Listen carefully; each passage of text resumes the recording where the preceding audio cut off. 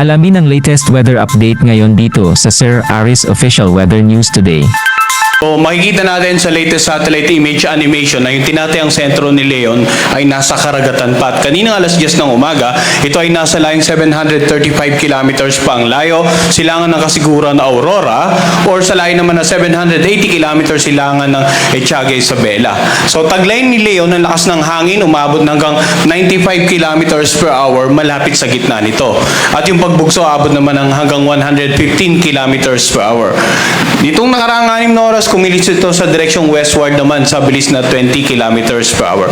So makikita natin, ito yung sentro ng bagyo, makapalang ulap sa western at saka southern side ng bagyong si Leon. Kaya kung kumilos pa ito ng palapit sa mga susunod na araw, bagamat offshore pa, ay posible na nga makaranas ng pag-ulan yung ilang bahagi ng ating bansa.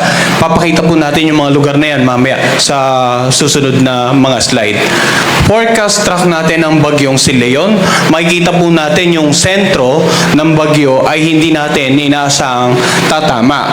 Pero yung area of probability, yung parang apa na kung saan nakapaloob yung center track, nagpapakita na may posibilidad na tumama ito sa either of the Batanes Group of Island or Babuyan Group of Island or hindi.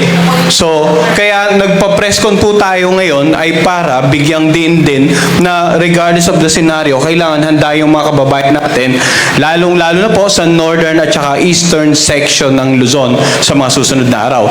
Makikita natin sa forecast track na ang bagyo ay posibleng maging typhoon bago tuluyang lumapit dito sa may bandang dulong hilagang Luzon at maaaring kumilos ng may kalapitan, pass closely over the Batanes area sa darating na Miyerkules o Huwebes.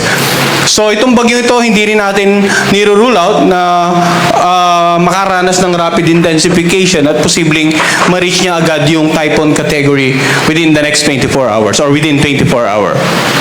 So ano nga ba yung mga lugar na may warning signal? Bagamat malayo pa yung bagyo, ulitin natin, yung warning signal number 1, ang lead time nito ay up to 36 hours. Ibig sabihin, hindi po dahil nagtaas na tayo agad ng warning signal ay agad-agad mararanasan. Meron pa tayong lead time na almost 36 hours para paghandaan bago natin actually maranasan yung actual na epekto ng bagyo dito sa mga babanggitin kong lugar. Batanes, Cagayan kasama ang Babuyan Island, sa lalawigan ng Isabela, sa may bandang Ilocos Norte, Abra, Apayao, Kalinga, sa silangang bahagi ng Mountain Province, silangang bahagi ng Ifugao, sa silangang bahagi ng Quirino, dito sa northern portion ng Aurora at sa northern portion ng Catanduanes area. Ulitin po natin, not necessarily agad-agad na may mapag-ulan at pagbugso ng hangin sa mga oras na ito, the moment na nakataas nga yung warning signal, may lead time pa po. Ibig sabihin may palugit pa para makapaghanda pa tayo.